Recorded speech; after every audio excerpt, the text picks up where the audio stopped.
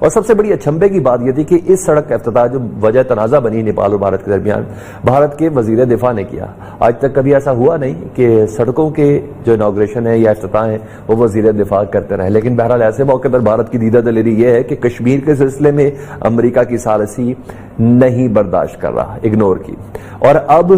China کے ساتھ جو تنازع بھارت کا ہے اس سلسلے میں بھی ڈونلڈ ٹرمپ نے کہا ہے کہ میں ثالثی کا کردار ادا کرنا چاہتا ہوں، اور اس کو بھی بھارت نے ٹرن ڈاؤن کیا ہے۔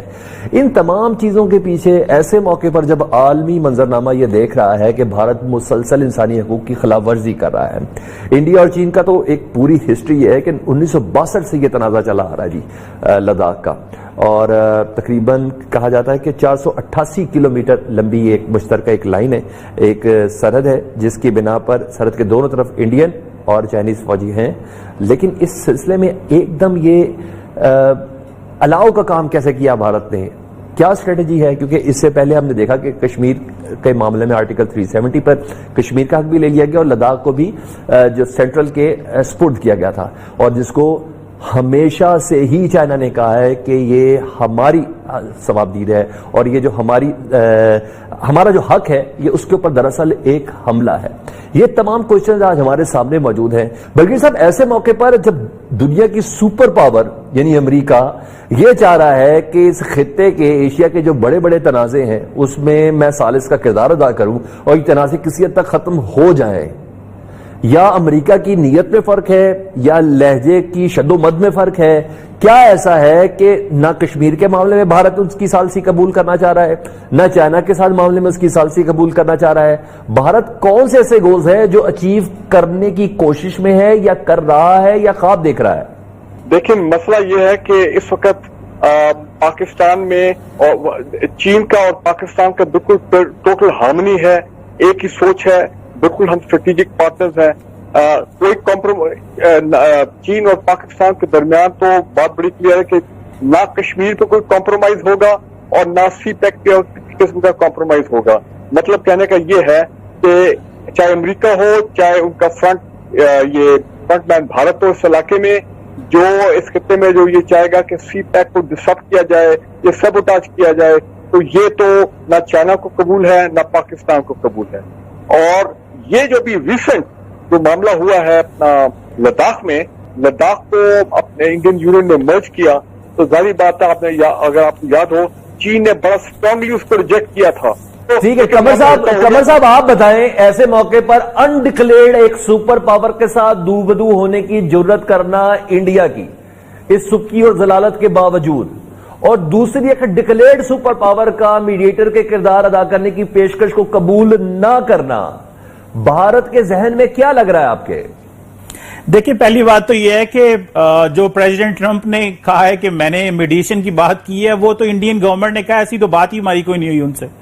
اور یہ بالکل غلط بات ہے۔ اور لاسٹ ٹائم جو بات ہوئی تھی وہ کووڈ-19 پہ کسی ایشو پہ ہوئی تھی، سو وہ انڈینز نے بالکل ریجیکٹ کر دیا، سو یہ بلکہ ٹرمپ صاحب کی بڑی سبکی ہوئی ہے۔ لیکن اب واپس آ جائیں انڈیا اور چائنا کے معاملات پہ، دیکھیں یہ معاملات اتنے سمپل نہیں ہے کہ آپ کہیں کہ انڈیا اور چائنا کے حالات خراب ہو گئے ہیں تو جنگ کے دہانے پہ ہیں اور پتہ نہیں کیا ہو جائے گا۔ آپ کو تھوڑا سا ایک ہولسٹک پکچر آپ کے ویورز کے پاس آنی چاہیے۔ بھلے انڈیا اور چائنا کی 1962 میں وار ہوئی، لیکن جو لائن آف ایکچوئل کنٹرول ہے یہاں پہ کبھی گولی نہیں چلی، وہ ہمیشہ ڈنڈے پتھر اور ان چیزوں کا استعمال کرتے ہیں، جبکہ ہوتا ہے LOC پہ تو ہمیشہ بڑی ہیوی فائرنگ اور کس طرح انڈینز کرتے رہتے ہیں۔ اور اوپر سے آپ نے یہ بھی دیکھنا ہے کہ انڈیا اور چائنا جو ہے ان کی جو بائیلیٹرل ٹریڈ ہے وہ $100 بلین کے قریب ہے، اور انہوں نے پلان کیا ہوا اگلے $500 ارب تک اس کو لے کے جانا ہے اگلے 2-4-5 سال میں۔ سو یہاں پہ ہمیں دیکھنا یہ ہے کہ یہ کانفلکٹ بھی ہے اور کوآپریشن بھی ہے۔ ایک طرف سے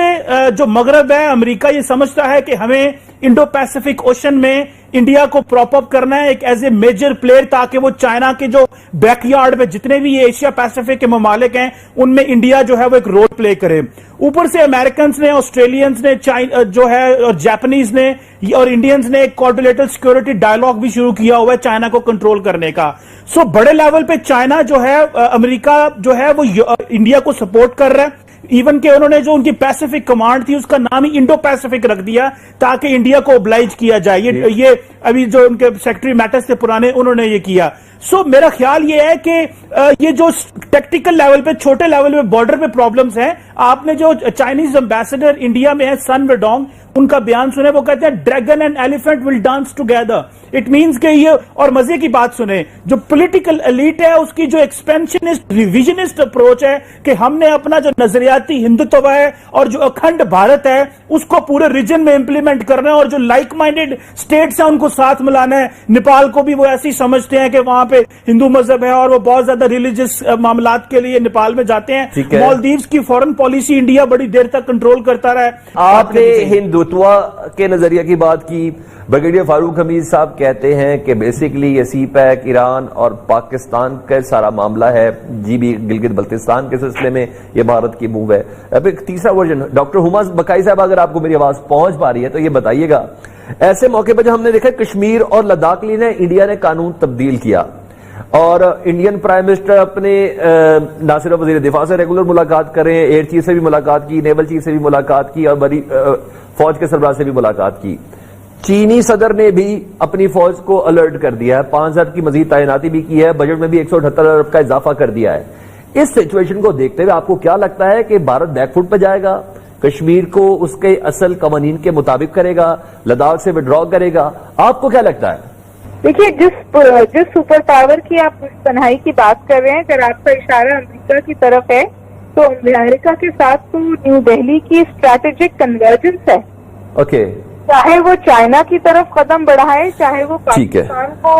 لائن آف کنٹرول پر آنکھیں دکھائے, اس کو پتا ہے کہ اسے ایک طرح کی پشت پناہی حاصل ہے, نہ صرف یہ کہ یونائٹڈ اسٹیٹس سے بلکہ دیگر ویسٹرن پاور سے بھی.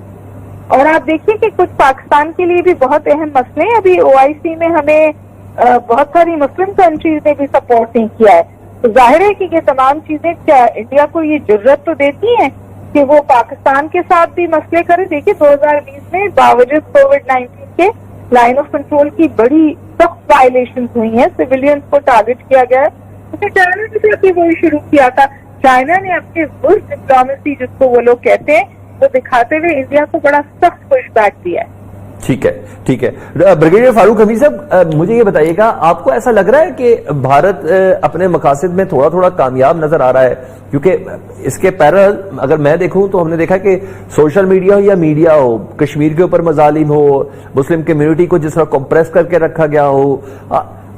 جتنا واویلا سوشل میڈیا پر مچا عالمی منظرنامے پہ وہ دیکھا نہیں گیا. اور ایسا بھی نہیں ہے کہ بھارت کہیں سے بیک فٹ پر چلا گیا ہو, کہیں سے ایسا بھی نہیں لگا. آپ کو کیا لگتا ہے؟ دیکھیں, دو چیزیں ہمیں سمجھنی چاہیے اس وقت, جس میں ان کی لیڈرشپ کو ایک بکھلاہٹ ہے اور ایک پینک سچویشن بھی تھوڑی بہت ان کے لیے کریٹ ہو گئی ہے. آپ کو انڈیا پینک بورڈ میں لگ رہا ہے ایسے موقع پر کہ دنیا کی دوسری واحد ڈکلیئرڈ ریاست ہے, ہندو ریاست ہے نیپال, وہ مذہب عقیدے کا معاملہ نہیں لگ رہا کہ ہندوتوا کا یہ نظریہ جو اپلائی ہو رہا ہے جس کی بنا پر وہ نیپال کے معاملات میں انٹرفیئر کر رہے ہیں, کہ آپ کو بھی ایسا ہی لگ رہا ہے کہ انڈیا بکھلایا ہوا ہے کہ نہیں پوری سمجھ بوجھ کے ساتھ اسٹریٹجی چل رہا ہے, اس کو کوئی پھل نظر آ رہا ہے یا چھیچڑے ہی صحیح خواب میں نظر آ رہے ہیں؟ دیکھیں, انڈیا ظاہری بات ہے جی کہ ایک اس وقت دائیں بازو کی ہندو جو مذہبی ہندو جماعت کی گورنمنٹ ہے, اور وہ ان کا ایک بڑا اپنا وہ بڑی کلیئرٹی ہے ان کے دماغ کے اندر کہ ہمیں وہ جو ایک ایکسپینشنسٹ ریویژنسٹ پالیسی ہے کہ جی ہمیں اکھنڈ بھارت کی طرف جانا ہے, ہمیں وہ ایسے لائک مائنڈیڈ ایریا جو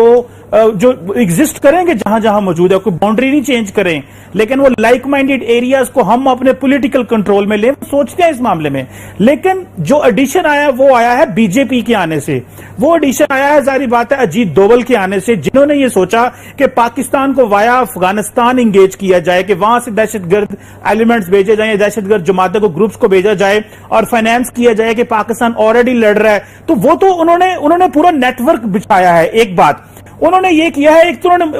ایک تو ریجن میں تھوڑی اگریسو ہوئے ہیں, دوسرا within India B J P بڑی کلیئرٹی کے ساتھ مسلمان ہندو کے درمیان تقسیم کرتی ہے اور ہندو ہندو کے درمیان تقسیم کرتی ہے. اس وقت آپ دیکھیں کہ جو ہندو ہیں, جو کانگریس پارٹی ہے وہ اس کو بھی اینٹی نیشنلسٹ پارٹی کہتے ہیں. مودی نے اور اس کی جماعت نے ایک ایسا بیانیہ وہاں ڈیولپ کیا کہ کانگریس کو پرو پاکستان کہنا شروع کر دیا, اور انہوں نے اپنا پورے کا پورا جو الیکشن تھا 2019 کا اسی بات پہ جیت لیا, اور انہوں نے انڈیا کو نئے لالی پاپ پہ لگا دیا کہ 2023 تک تو ہم جو آزاد کشمیر اور گلگت بلتستان کو ساتھ ملا لیں گے. تو وہ تو پورا ایک جو انوائرمنٹ ہے انہوں نے سارا چارج کر دیا ہے, اور اس کے ساتھ ان کے ادارے بھی مل گئے, سپریم کورٹ بھی مل گئی. سو ایک سوچی جسے کہتے ہیں نا کہ اگر آپ انڈین سے بات کریں تو وہ کہتے ہیں کہ مودی نے انڈین کی نبض پہ ہاتھ رکھا ہے, اور وہ نبض تھی مذہب, وہ نبض تھی کہ جی اینٹی پاکستان جانا, وہ نبض تھی کہ, اور دوسری بات یہ ہے کہ وہ کہتے ہیں مودی نے گاؤں میں جو ولیجز ہیں وہاں بہت کرام کرائے, اربن سینٹر کو نہیں وہ چھیڑتا, کیونکہ وہ کہتا ہے جو شہروں میں رہتے ہیں وہ تو بڑے ٹھیک ٹھاک ہیں لیکن ووٹ تو ہر بندے کے امپورٹنٹ ہے. سو بڑی پلاننگ کے ساتھ وہ ایک دائیں بازو کی کانسٹیٹوئنسی کھڑی کر رہے ہیں. وہ کانسٹیٹوئنسی ان کو مدد کرتی ہے الیکشن جیتنے میں, اور وہ سمجھتے ہیں یہی ہمارے پاس بیسٹ ٹول ہے. لیکن اس سے ہو یہ رہا ہے کہ جو انڈیا نے سافٹ پاور اپنے بالی ووڈ کے ذریعے, اپنے کلچر, اپنی ویلیو, سپورٹس کے ذریعے کمائی تھی, اب انڈیا کو ہر جگہ اس کی جگہ جواب دینا پڑتا ہے. کورونا وائرس کو, سلمان صاحب آخری بات, کورونا وائرس کو انہوں نے مذہب سے لنک کر دیا. انہوں نے کہا جی کورونا وائرس تو جماعت اسلامی اور مسلمانوں نے دیا ہے.